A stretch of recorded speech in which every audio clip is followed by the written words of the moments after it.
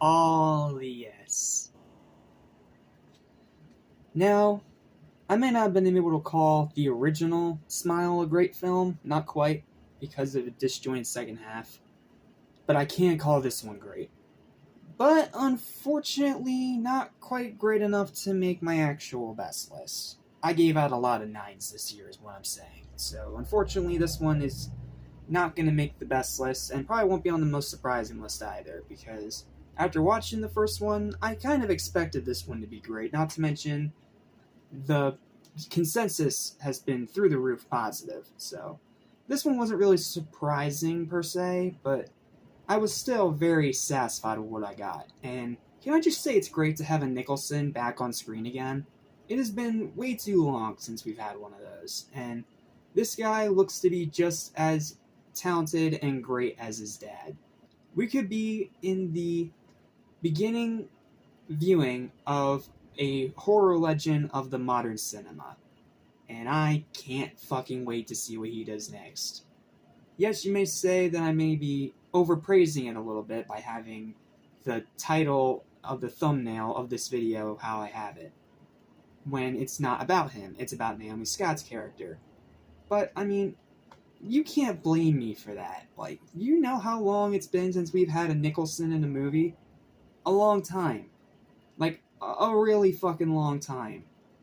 So, because of that, I was already inclined to see this movie, and watching the trailer only made me want to watch it more, and then seeing all the positive buzz made me want to watch it even more.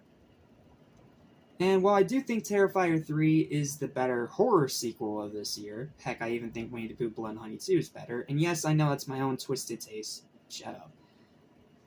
I can still call this a great horror film, a great horror sequel, and easily one of the best sequels of the year. In a year that has been pretty much nothing but shit sequel after shit sequel. So, without further ado, let's talk about it. Here is my review of Smile 2. I hope you enjoy. Damn, this was a great sequel. Yes, it's probably going to miss the best list due to some very stiff competition. Like I said, I gave out a lot of nines this year. But I can easily call this one of the absolute best sequels of the year by a mile. Pros, phenomenal acting. This is the one thing it carries over very well from the first movie. The acting is still fantastic and top-notch, especially from Naomi Scott, who deserves a fucking Oscar nomination, and the son of Jack Nicholson. I apologize, dude, I forget your name. In his first big role, and he makes every single minute of it work so well. Fantastic gore. If you thought the first movie was gory, you ain't seen nothing till you see Smile 2. Excellent scares, solid pacing, good runtime, high tension, great characters, and a wild final act that somehow tops the wild batshit insane final act of the original Smile. I don't know how they do it. I don't know. But that being said, this movie's still not perfect. There are still some issues that we do need to discuss with it. First of all, the first half of this movie is really slow. Like, it starts out making you think, like, oh, this is not nearly as amazing as most people have said, and maybe it's just okay. But once it gets going, it really, really gets going.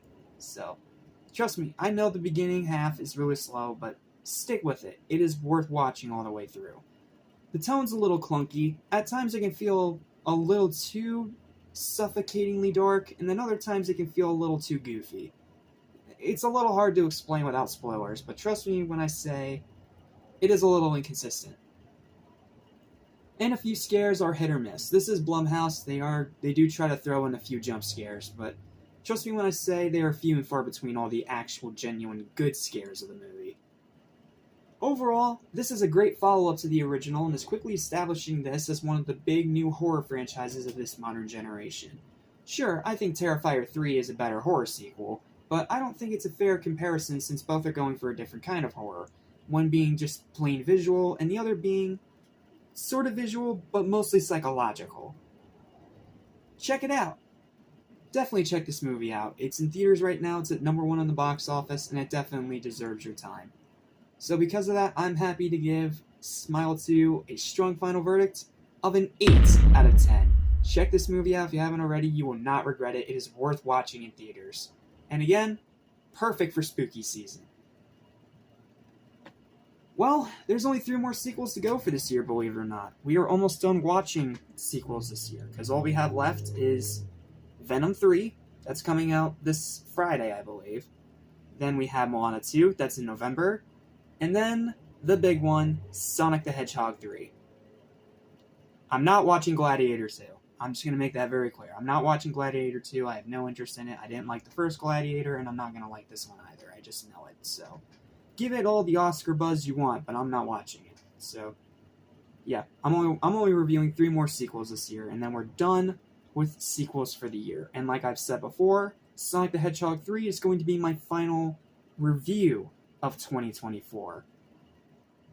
Now, it's not going to be the final movie I watch in 2024. I am still going to watch Nosferatu when it comes out literally on Christmas Day on the 25th. But I want my final review of the year to be Sonic 3, because it's such a big, momentous event. So, yeah, and that's going to do it for now. So thank you guys so much for watching. Next up is the Venom movies. I've been excited to talk about them, and I'm glad we finally have a 3rd one coming, so I can finally have an excuse to talk about them. So, thank you guys so much for watching, and I'll see you when we tackle Venom 2018. I'm just going to tell you right now, I'm one of the people that absolutely loves that movie, so I'm ready for the hate mail. See you in the next review.